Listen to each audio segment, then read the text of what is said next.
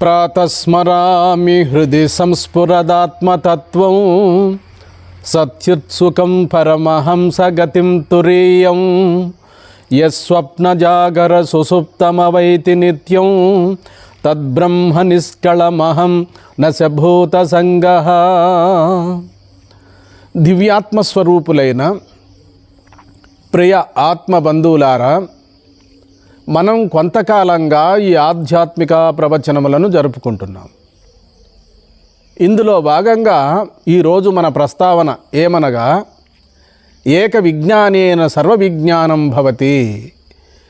ఏ ఒక్కటి తెలుసుకుంటే సర్వము తెలియబడుతుందో, బ్రహ్మవిత్ బ్రహ్మైవ భవతి, బ్రహ్మాన్ని ఎరిగినవాడు బ్రహ్మమే యగును అన్నట్టుగా, బ్రహ్మ విదాప్నోతి పరం తరతి శోకమాత్మవిత్ అన్నారు. ఏక విజ్ఞానేన సర్వవిజ్ఞానం భవతి. ఏ ఒక్కటి తెలుసుకుంటే సర్వము తెలియబడుతుందో అట్టి బ్రహ్మ విద్యను తెలుసుకోవడం కొరకు కదా మానవ జన్మ మనకు వచ్చినది. ఇంతటి మానవ జన్మను సంప్రాప్తింపజేసుకొని నిజ నిర్ధారణ అయినటువంటి ఆత్మతత్వాన్ని తెలుసుకోకపోతే చాలా ప్రమాదం వాటిల్లుతుంది. అందుకనే భగవాన్ రమణ మహర్షుల వారు, మీరు ఉపనిషత్తులను తెలుసుకోమనలేదే, బ్రహ్మసూత్రాలను తెలుసుకోమనలేదే, భగవద్గీతను తెలుసుకోమనలేదే, నీవెవరో తెలుసుకోమన్నారు. అంటే అవి తప్పు కాదు, వాటన్నిటినీ తెలుసుకునేదానికి సామర్థ్యం ఎంతో అవసరము. సాధన సంపత్తి ఉండాలి. అట్టి సాధన సంపత్తి అర్హత లేకపోతే బ్రహ్మసూత్రాలు అర్థం కావు, ఉపనిషత్తులు అర్థం కావు, భగవద్గీత అర్థం కాదు. అందుకనే అందరికీ ఒక మహామంత్రం చెప్పారు భగవాన్ రమణ మహర్షుల వారు, నీవెవరో తెలుసుకొనుము. నీవనే చైతన్యం ఉంటేనే పై చెప్పుకున్నటువంటి వేదాధ్యయనాన్ని చేయగలం. ఈ నేను తెలియకపోతే మనకింక ఏమీ తెలియదు. కాబట్టి అందరికీ మకుటాయమానంగా అనుభవంలో ఎప్పుడూ ఉన్నది ఏమిటి అంటే, నేను ఎవరు, కేవలం నేననేటువంటి స్ఫురణ అందరికీ అనుభవంలో ఉంది. అందుకనే నేనెవరనేటువంటి ఉపదేశాన్ని అందరికీ చేశారు భగవాన్ రమణ మహర్షుల వారు. ఈ నేనెవరనేటువంటి అంశాన్ని తెలుసుకుంటే సరిపోతుంది. వేదములు, ఉపనిషత్తులు, వేదాంగములు, సకల వేద వాంగ్మయమంతా కూడా ఈ నేననేటువంటి తత్వాన్ని తెలుసుకుంటే అందులోనే కలిసి వస్తాయి, అందులోనే తెలియబడుతుంది. అందుకనే రమణ మహర్షుల వారు ఈ నేనపైనే ఎక్కువగా ఆచరించారు. నేనును బాగా పరిశీలనాత్మకంగా చేసుకొని, ఈ నేననేటువంటిది అందరికీ ఒకే తీరుగా ఉన్నది అని తమ దగ్గరికి వెళ్ళినటువంటి సాధకులకు, భక్తులకు, శిష్యులకు అందరికీ కూడా నీవెవరో తెలుసుకునుము అని బోధించడం జరిగినది. అందరికీ రమణుని యొక్క బోధలు అర్థం కాకపోయినప్పటికీ కొంతమందికి ఆయన మంత్రోపదేశం కూడా చేశారు. పంచాక్షరి మహామంత్రాన్ని చెప్పినటువంటి భక్తులు కూడా కొందరున్నారు. రమణ మహర్షులు వారు పూర్తిగా మౌనంగా ఉన్నారని మనం అనుకుంటాము. అలా కాదు, వారు కొంతకాలం మౌనంగా ఉన్నారు. అటు పిమ్మట చిన్న చిన్న పొడి మాటలతో, చిన్న చిన్న వాక్యాలతో అనంతమైన అర్థాలను ఎమిడ్చి చెప్పారు. మనకిద్దరే కనపడతారు మహాత్ములు. ఒకరు రామకృష్ణ పరమహంస, మరొకరు రమణ మహర్షి. వీళ్ళిద్దరు బోధనలు కానీ మనం అర్థం చేసుకోగలిగితే మరలా తల్లిపాలు తాగం, అంటే మళ్ళా జన్మ లేదు మనకు. రమణ మహర్షులు వారు చెప్పినటువంటి ప్రతి వాక్యము వెనక అంతరార్థం ఎంతో ఉంటుంది. నీవు ఎరుకుగా ఉంటూ మళ్ళా దేవుణ్ణి అన్వేషణ చేస్తావే, ఎందుకలా అంటాడు. కాబట్టి మనకు నిరంతరము అందరికీ దేశమాన కాలాలకు అతీతంగా ప్రతి ఒక్కరిలో కూడా ఈ నేననేటువంటి తలంపు మారదే. దేశాలు మారుతాయి, కాలాలు మారుతాయి, మనుషులు మారుతారు, మనుషుల యొక్క వర్ణాలు మారుతాయి, కంఠస్వరం మారుతుంది. అన్నీ మారినప్పటికీ కూడా సప్తస్వరాలలో అంతర్లీనముగా ఉన్నటువంటి నాదం మాత్రం మారదు. ఆ విధంగానే ఈ మారకుండా ఉండేది దృక్కని, మారిపోతున్నది దృశ్యమని, అదే తన స్వరూపమని రమణ మహర్షి చెప్పినటువంటి అంతరార్థం. ఏ రోజుటికైనా మానవుడు తెలుసుకోవాల్సినది తన స్వస్వరూపాన్ని. ఆ స్వస్వరూపాన్ని తెలుసుకోవాలి అంటే ఉపనిషత్తులను మనం అధ్యయనం చేయలేము, బ్రహ్మసూత్రాలను అధ్యయనం చేయలేము, భగవద్గీతను మరీ మనము పారాయణం చేయలేము. ఎంతో అక్షరములు కఠినంగా ఉంటాయి. అయితే ఈ నేనెవరనేది మాత్రం అందరికీ సులభగ్రాహ్యమై ఉంటుంది. ఈ నేననేటువంటి దాన్ని అందరూ వాడుకుంటున్నారు. ఈ నేననేటువంటి తలంపు 140 కోట్లలో ప్రతి మనిషిలో కూడా నేను మారదు, మేను మారుతుంది. శరీరాలు మారుతాయి, కంఠస్వరాలు మారుతాయి, దేశాలు కాలాలు అన్నీ మారుతాయి, కానీ నేను మారదు. ఈ నేనను ఏమారక మనం విచారించినట్లయితే నేను పుట్టుచోటు, నేను లయము కావడమే ముక్తి, మోక్షము, కైవల్యము, జన్మరాహిత్యము, అపవర్గము. ఈ నేననేటువంటి స్ఫురణ ఏది ఉండడం వల్ల ఈ స్ఫురణ ఉందో అదే ఆత్మ అంటాడు. ఈ స్ఫురణ, నేను అనే స్ఫురణ ఏది ఉండడం వల్ల ఉందో అదే ఆత్మ అంటాడు. కాబట్టి నేను పుట్టుచోటును ఏమారక విచారించినట్లయితే ఆది, మధ్యమము, అంతమము, జ్ఞానసాగరమునందు లేచిన ఒక కెరటం, ఒక తలంపే ఈ నేను. ఈ నేననేటువంటిది జగద్గురు శంకరాచార్యులు వారు మాత్రము అంతఃకరణ వృత్తియే అన్నారు. అయినప్పటికీ పర్వాలేదు, అంతఃకరణ వృత్తి అయినప్పటికీ కూడా అది ఆత్మ కంటే అన్యము కాదు అంటాడు.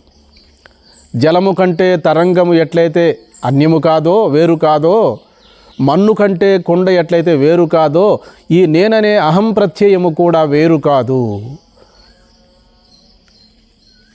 ఆత్మయందు అహం అనేటువంటిది తోస్తూ ఉంది. అలాగే పరబ్రహ్మమునందు జగత్తు అనేటువంటి పంచభూతాత్మకమైన ప్రపంచము తోస్తూ ఉంది. వాస్తవంగా విచారించినట్లయితే స్వచ్ఛముగా జలము ఉన్నప్పటికీ కూడా భూ పరిభ్రమణము వలన అలలు ఏర్పడుతున్నాయి, మనో పరిభ్రమణం వలన సంకల్ప వికల్పాలు ఏర్పడుతున్నవి.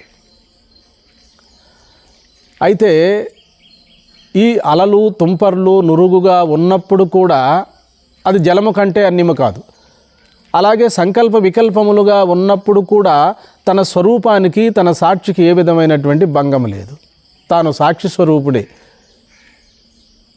ఎలాగైతే ఒక కొలనులో తుంపర్లను, నురుగులను, అలలను గట్టున నుండి వీక్షించి తెలుసుకున్నాడో, అదేవిధంగా తన మనసులో జరిగేటువంటి విన్యాసం, మనసులో జరిగేటువంటి హెచ్చుతగ్గులు, మనసులో జరిగేటువంటి ఆలోచన పరంపరను కూడా కొలను గట్టు నుండి ఎట్లయితే కొలంలో జరిగే అలలను వీక్షించాడో, అదేవిధంగా ఈ మన లోపలనే ఉన్న చైతన్యం, జ్ఞానస్వరూపం మనమే, మన స్వరూపమే. మన స్వరూపానికే ఈ ఆలోచనలు, భావాలు అన్నీ కూడా తెలియబడుతున్నాయి. కాబట్టి ఈ నేనెవరనేటువంటి అంశాన్ని మనం బాగా కులాంకషంగా విచారించి తెలుసుకున్నట్లయితే సర్వము తెలియబడుతుంది. అందరికీ ఆత్మ ఒకటే అయినా ఆత్మజ్ఞానం మాత్రం అందరికీ లేదు. ఈ విషయాన్ని మనం బాగా గుర్తించాలి. అందరికీ ఆత్మ ఒకటే అయినప్పటికీ కూడా ఆత్మజ్ఞానం మాత్రం అందరికీ లేదు. కాబట్టి ఇటువంటి సూక్ష్మార్థాలన్నిటిని కూడా మనం సద్గురువుల ద్వారా బాగా విచారణ చేసి దృక్కును దృక్కుగాను, దృశ్యాన్ని దృశ్యంగాను తెలుసుకొని దృక్కే నా స్వరూపము కానీ దృశ్యము కాదు. చివరగా దృగ్దృశ్యాలు రెండు ఏకమైనప్పటికీ కూడా, జలము, తరంగము రెండు ఒకటేనైనప్పటికీ కూడా మనం నామరూపాల మేరకే మనం పరిమితమై ఉన్నాము. కానీ నామరూపాలకు కూడా అతీతమైనటువంటి స్థితిని మనం గుర్తించాలి. వాస్తవంగా విచారించినట్లయితే ప్రారంభ దశలో, సాధక దశలో ఇవి బోధపడవు. అంతఃకరణము శుద్ధి లేనటువంటి వారికి అంతఃకరణము పరిశుభ్రత పొందనప్పుడు ఆత్మజ్ఞానం అనుభవానికి రాదు అని చెప్పి మన మహనీయులు మనకు ప్రబోధ చేస్తున్నారు. చిత్తశుద్ధి లేని వారికి లక్ష్యసిద్ధి కుదరదు అని కూడా చెబుతున్నారు. కాబట్టి చిత్తము అంటే మనస్సుని ఒక అర్థం, చింతించేది కాబట్టి చిత్తం. ఈ అంతఃకరణం అనేటువంటిది 4 భాగాల్లో చెప్పినారు శాస్త్రం మనకు, శాస్త్రకారులు. మనస్సు, బుద్ధి, చిత్తము, అహంకారం. నిర్ణయించేటప్పుడు బుద్ధి అని, చెలించేటప్పుడు మనసని, చింతించేటప్పుడు చిత్తమని, ప్రతి విషయానికి నేనని అహంకరించేటప్పుడు అహంకారమని చెప్పడం జరిగినది. అయితే ఏక విజ్ఞానేన సర్వ విజ్ఞానం భవతి అని కదా మనం ఉపక్రమంలో చెప్పుకున్నాము. ఏ ఒక్క తత్వాన్ని తెలుసుకుంటే ఇక తెలుసుకోవాల్సింది మిగిలి ఉండదో అట్టి తన స్వరూపాన్ని స్వస్వరూపాన్ని ఇప్పుడే ఇక్కడే మరి మరణించిన తర్వాత కాదు, ఇప్పుడే తెలుసుకొని జీవన్ముక్తులం కావాలి. పూర్వమీమాంసా శాస్త్రంలో అయితే జైమిని మహర్షి అధాతో ధర్మ జిజ్ఞాస అని చెప్పడం ప్రారంభించాడు. అంటే పుణ్యకర్మలను ఆచరించిన తర్వాతనే అటు పిమ్మటనే నీవు ముక్తిని పొందవలసి ఉంటుంది. కాబట్టి జీవించి ఉండగా జీవన్ముక్తి లేదు అని చెప్పి మరి ఆ ధర్మసూత్రాల్లో పూర్వమీమాంసా శాస్త్రంలో జైమిని మహర్షి ప్రబోధించారు. ఇక్కడ ఉత్తరమీమాంసా శాస్త్రంలో బ్రహ్మమీమాంసా శాస్త్రంలో అధాతో బ్రహ్మ జిజ్ఞాస అన్నారు. హత అంటే అటు పిమ్మట, సాధన సంపత్తి పిమ్మట నీవు ఆత్మవిచారణ చేసుకొని ఇప్పుడే ఇక్కడే బ్రతికుండగానే నీవు జీవన్ముక్తుడివి. అంటే శరీరం నేను కాదు, మనసు నేను కాదు, బుద్ధి నేను కాదు, చిత్తము నేను కాదు, వీటన్నిటినీ తెలుసుకుంటున్నటువంటి సాక్షిని. కాబట్టి ముక్తిని పొందడానికి మరణించవలసిన అవసరం లేదు అని చెప్పి ఉత్తరమీమాంసా శాస్త్రంలో జగద్గురు శంకరాచార్యులు వారు మనకు అందజేస్తారు. దీన్ని శారీరక మీమాంస, బ్రహ్మమీమాంస, న్యాయశాస్త్రము,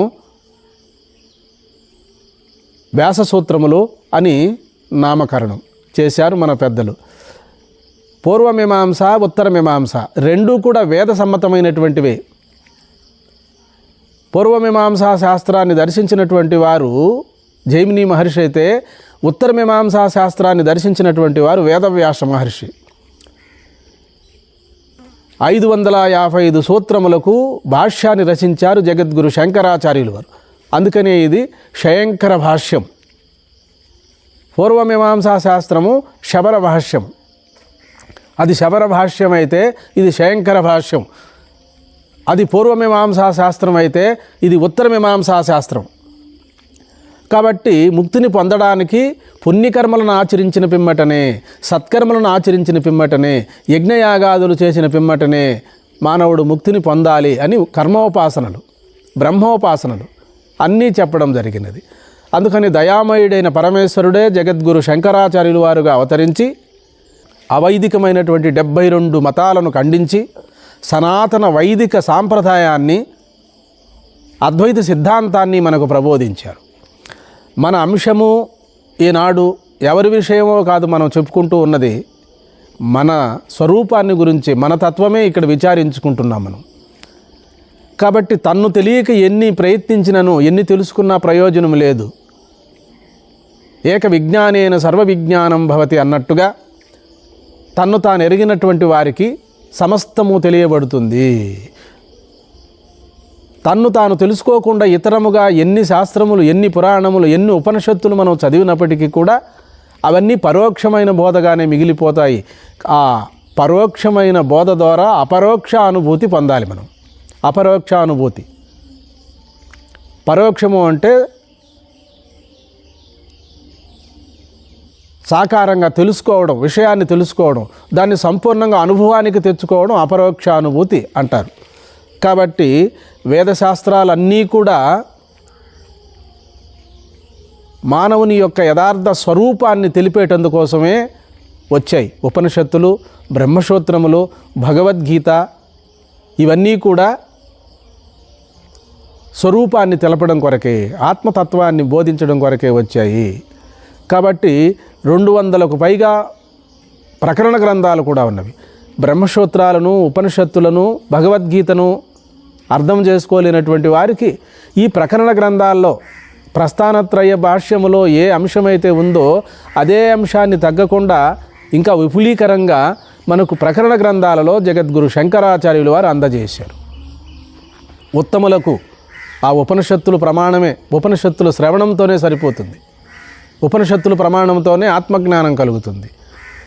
మధ్యములుగా ఉండేటువంటి వాళ్ళకు ఉపనిషత్తులు, బ్రహ్మసూత్రాలు రెండూ కూడా అనుభవానికి తెచ్చుకోవాలి, శ్రవణ మననాదులు చేసుకోవాలి. సామాన్యులుగా ఉండేటువంటి వారికి ప్రకరణ గ్రంథాలు, ప్రకరణ గ్రంథము అంటే వివేక చూడమని, అపరోక్షానుభూతి, బ్రహ్మసిద్ధి, ఆత్మబోధ, ఇటువంటి గ్రంథాలన్నీ కూడా ప్రకరణ గ్రంథాలే. ఈ ప్రకరణ గ్రంథాలలో మనకు చాలా విపులంగా ఉంటుంది. బాగా విడమర్చి చెప్పారు ఆత్మతత్వాన్ని, దృగ్దృశ్య వివేకాన్ని కూడా చక్కగా వివరించారు. కాబట్టి ఆత్మ అనాత్మ విచారణ అనేటువంటిది ఈ ఆధ్యాత్మిక జీవన విధానంలో జీవిత లక్ష్యాన్ని చేరుకోవాలి అంటే ఏది ఆత్మ ఏది అనాత్మ అని ముందు శ్రవణం చేసి ఉండాలి మనం. ఆత్మ అంటే చైతన్య స్వరూపం, అనాత్మ అంటే జడం. శాందోగ్యోపనిషత్తులో వస్తుంది మనకు భౌమా విద్య. నారద మహర్షికి సనత్కుమారుడు బోధ చేస్తాడు. ముందు సనత్కుమారుడు బోధ చెయ్యడు. నారద మహర్షికి దుఃఖము పట్టుకుంటుంది. తరతి శోకమాత్మవిత్ అన్నారు. ఆత్మజ్ఞానం కలిగినటువంటి వారికి, ఆత్మను తెలుసుకున్నటువంటి వారికి శోకమోహములు ఉండవు కదా, మరి నాకెందుకు ఇంత బాధలు, దుఃఖము, దుఃఖశాంతి కలగలేదే అని చెప్పి గురువును అన్వేషణ చేస్తూ సనత్కుమారుని దగ్గరికి వెళ్తాడు. ఏ భగవాన్, నాకు ఈ తరతి శోకమాత్మవిత్ అన్నారు, ఆత్మతత్వాన్ని తెలుసుకున్నటువంటి వారికి శోకమోహములు ఉండవంటారు కదా, మరి నాకెందుకు తెలియని ఆందోళన, భయము, దుఃఖము, బాధ ఉందే, దుఃఖశాంతి ఎందుకు కలగలేదు అంటే అప్పుడు వెంటనే బోధ మొదలు పెట్టాడు సనత్కుమారుడు. నారదా, నువ్వేమేమి తెలుసుకున్నావో అవన్నీ చెప్పమంటాడు. అక్కడి నుండి ఈయన మొదలు పెడతాడు 64 విద్యలను, యక్ష గరుడ గంధర్వాది లోకాలను, అతల వితల రసాతల పాతాళ అధోలోకాలు తిరిగేటువంటి విధానం, ఈ 3 లోకాలలో తనకు సాధ్యం కానిది ఏదీ లేదని చెప్పి ఏకరువు పెడతాడు. నారదా, ఇవన్నీ వాస్తవం కాదు, అసలు తత్వాన్ని నువ్వు తెలుసుకోలేదు కాబట్టి దేన్ని తెలుసుకుంటే సర్వము తెలియబడుతుందో అట్టి మూలమైన ఆత్మతత్వాన్ని తెలుసుకోలేదు. నీవు బాహ్యమైన విద్యలను తెలుసుకున్నావు కాబట్టి నీకు శోకము తొలగలేదు, దుఃఖశాంతి కలగలేదు. తరతి శోకమాత్మవిత్ అన్న వాక్యం ఎప్పుడు వృధా కాదు, అది శాస్త్రవాక్యము. అయితే నువ్వు చెప్పిన విద్యలన్నీ కూడా ఇవి సాపేక్షకమే కానీ నిరూపేక్షకములు కావు. ఇవి సాకారంగా ఉన్నప్పుడు మాత్రమే ప్రదర్శించవలసి ఉంటుంది 64 విద్యలను కానీ. మరి ఇక ఉండేటువంటివన్నీ కూడా వాస్తవం కాదు. కాబట్టి నువ్వు దేన్ని తెలుసుకుంటే ఇంక తెలుసుకోవాల్సింది మిగిలి ఉండదో, దేన్ని శ్రవణం చేస్తే ఇంక శ్రవణం చేయవలసిన తత్వం మిగిలి ఉండదో అట్టి భూమా బ్రహ్మ విద్యను నువ్వు తెలుసుకో అని చెప్పి అక్కడి నుండి భూమా అనేటువంటి విద్యను ప్రారంభించి సనత్కుమారుడు నారద మహర్షికి బోధ చేస్తాడు. కాబట్టి మనం కూడా యోగము, జపము, తపము, పూజలు, వ్రతాలు, మహిమలు ఎన్ని సంపాదించినప్పటికీ కూడా నారద మహర్షి కంటే గొప్పవారిం కాదు మనం. ఆయనకే ఆత్మతత్వం తెలియకపోవడం వల్ల దుఃఖశాంతి కలగలేదు. మనకు కూడా మహిమలు, శక్తులు ఇవన్నీ వచ్చినా కూడా నారద మహర్షికి ఏ విధంగా అయితే ఆత్మశాంతి కలగలేదో కాబట్టి మనకు కూడా అదే అంశం వర్తిస్తుంది. మరి శాస్త్రాలలో ఇలాంటివన్నీ దృష్టాంతాలు ఎందుకోసం చెప్పారు అంటే మన కోసమే, వాళ్ళకు జరిగాయని కాదు, మనకు ఆత్మజ్ఞానం బోధపడటం కొరకే ఇలా చెప్పారు. కాబట్టి మనం బాగా తెలుసుకోవాలి. ఆత్మ అందరికీ ఒకటే అయినప్పటికీ కూడా ఆత్మజ్ఞానం అందరికీ లేదు అనేటువంటిది మనం విచారణ చేయాలి. ఎందుకు లేదు? ఆత్మేమో అందరికీ ఒకటిగానే ఉంది, కానీ ఆత్మజ్ఞానం మాత్రం అందరికీ ఎందుకు లేదంటే విచారణ చేయని కారణం ఒకటి, సరైన సద్గురువుల ద్వారా శ్రవణం చేయని కారణం ఒకటి, జన్మాంతర సంస్కారములు సరిగా పరిపాకము లేని కారణం ఒకటి. ఇవన్నీ ఎన్నో చెప్తారు. వాస్తవంగా అయితే ఆకాశం ఎట్లయితే సర్వత్రా వ్యాపించి ఉన్నదో పరబ్రహ్మతత్వము కూడా సర్వవ్యాపకమై సమస్త చరాచర జీవుల్లో ప్రకాశిస్తూ ఉంది. అట్టి ఆత్మతత్వమును ధ్యానము ద్వారా కొందరు, యోగము ద్వారా కొందరు, జపము ద్వారా కొందరు, పూజలు వ్రతాల ద్వారా కొందరు, సరాసరి శ్రవణమనన నిధిధ్యాసన ద్వారా కొందరు సాక్షాత్కరింపజేసుకున్నారు. నదీనాం సాగరో గతి అన్నట్టుగా ఇక్కడ వర్షించే వర్షపు నీరన్నీ కూడా ఎట్లయితే సముద్రాన్ని చేరి నది రూపాన్ని కోల్పోయి సాగర రూపాన్ని ధరిస్తుందో తద్విధముగానే మనము జపము, యజ్ఞము, యాగము, వ్రతాలు, అన్నదానములు, సమారాధనలు ఎన్ని చేసినప్పటికీ కూడా వీటన్నిటి పర్యవసానము ఆత్మసాక్షాత్కారము, పరబ్రహ్మ సాక్షాత్కారం. కాబట్టి ఇవన్నీ కూడా మనము అనుభవానికి తెచ్చుకోవాలి అంటే మనం సరైన సద్గురువును శ్రోత్రియులు బ్రహ్మనిష్ఠులైనటువంటి ఆగమ విధులైనటువంటి శృతిసారం ఎరిగినటువంటి సద్గురువుల యొక్క కృప మనకు కలిగియే తీరవలెను. వారిని సమాశ్రయించి వారి ద్వారా వేదమనగానేమి, వేదాంగములనగానేమి, సద్దర్శనములనగానేమి, ఉపనిషత్తులనగానేమి, ముక్తి అనగానేమి, జీవన్ముక్తి అనగానేమి అనేటువంటి మొదలుగా గల అంశాలన్నిటినీ కూడా వినయముగా తద్విద్ది ప్రణిపాతేన పరిప్రశ్నేన సేవయా ఉపదేక్షంతితే జ్ఞానం జ్ఞానిన తత్వదర్శన. అట్టి తత్వవేత్తలు నీకు జ్ఞానాన్ని బోధించగలరు అని చెప్పి గీతాచార్యులు వారు భగవద్గీతలో ప్రబోధించారు. కాబట్టి ఇవన్నీ తెలుసుకోవాలి, మనం తెలుసుకొని ఆచరించాలి. అప్పుడు మాత్రమే మనకు ఈ భవబంధముల నుండి విముక్తి మనకు కలుగుతుంది, జన్మరాహిత్యం కలుగుతుంది. కాబట్టి ఒక మార్గములో గురువు ద్వారా శ్రవణం చేసే సమకాలంలోనే ఆత్మజ్ఞానం కలుగుతుంది అని చెప్పి శంకర భాష్యాలలో సుస్పష్టముగా అందజేశారు. ప్రస్థానత్రయ భాష్యములో అధికారి భేదాన్ని బట్టి, అధికారి తాహతను అనుసరించి ఒకరికి వెంటనే ఆ గురువులు బోధించే సమకాలంలో ఆత్మజ్ఞానం కలిగిపోతుంది. అలా కలగనటువంటి వారికి కర్మలు పరిపాకం లేవని, సాధన బలం సరిపోలేదని మనం కూడా మరి ఉపాసన అయినప్పటికీ ధ్యానము, యోగము, జపము ఇలాంటివన్నీ చేసుకొని మనోపరిపక్వతను సంతరింపజేసుకొని ఇక్కడే సద్యోముక్తిని పొందవలసినదిగా నేను మనవి చేసుకుంటున్నాను. అలా ఆత్మానుభవం కలగనటువంటి వారికి పక్కనే పరంపరా సాధనలు ఉన్నవి. ఈ ఉపాసనల ద్వారా మనోపరిపక్వతను చేసుకొని ఆత్మజ్ఞానాన్ని పొందమని చెప్పి కాంచీపురం చంద్రశేఖరేంద్ర సరస్వతి మహాస్వాములు వారు సెలవిచ్చారు. అందరికీ ఆత్మజ్ఞానం అనుభవానికి రాని పక్షంలో ధ్యానము, యోగము, జపము, పూజలు, వ్రతాలన్నీ కూడా నిష్కామంగా ఆచరించి, ఫలాపేక్షరహితంగా ఆచరించి ఉపాసన చేసినటువంటి వారికి ఇష్టదేవత అనుగ్రహం చేత ఆత్మజ్ఞానము అనుభవానికి వస్తుంది అని చెప్పారు. కాబట్టి ఏక విజ్ఞానేన సర్వ విజ్ఞానం భవతి. ఏ ఒక్కటి తెలుసుకుంటే సర్వము తెలియబడుతుందో అట్టి బ్రహ్మ విద్యను మనం ఈ జన్మలోనే తెలుసుకోవడానికి ప్రయత్నించాలి. బ్రహ్మవిత్ బ్రహ్మైవ భవతి. బ్రహ్మాన్ని ఎరిగినవాడు బ్రహ్మమే యగును. బ్రహ్మ విదాప్నోతి పరం తరతి శోకమాత్మవిత్. ఇవన్నీ కూడా బ్రహ్మాన్ని ఎరిగిన వారు పరమపదాన్ని పొందగలరు. బ్రహ్మ విదాప్నోతి పరం తరతి శోకమాత్మవిత్. తరతి శోకమాత్మవిత్ అంటే ఇంకా దుఃఖము లేదు. కాబట్టి ఇవన్నీ కూడా మనం గురువుల ద్వారా తెలుసుకొని ఇక్కడే జన్మ సాఫల్యాన్ని పొందవలసినదిగా నేను మనవి చేసుకుంటూ సర్వే జనాః సుఖినో భవంతు, లోకా సమస్తా సుఖినో భవంతు.